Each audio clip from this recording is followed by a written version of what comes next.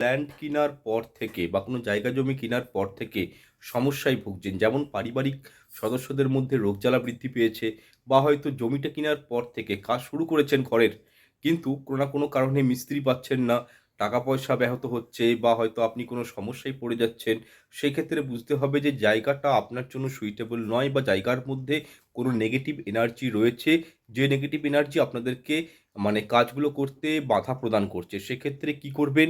আপনারা একটা গোটা নারকেল নিবেন, সিঁদুর নিবেন, কাঁচা কাগজি লেবু নিবেন, এবং ধূপ নিবেন, এবং যে জমিটা আপনারা কিনেছেন সেই জমির আপনারা ভালো করে গোটা জমিটাতে পরিক্রমা করবেন। পরিক্রমা করার পর মনে মনে একটা প্রার্থনা করবেন ভগবানের কাছে, যে জমির মধ্যে থাকা যাবতীয় নেগেটিভ এনার্জি যেন ওই নারকেলটার মধ্যে চলে আসে, এবং সেই নারকেলটি জলপ্রবাহ করে দেবেন। এইভাবে আপনারা প্রত্যেক শনিবার ৫ টি শনিবার করে দেখুন, নেগেটিভিটি জমির থেকে দূর হয়ে যাবে।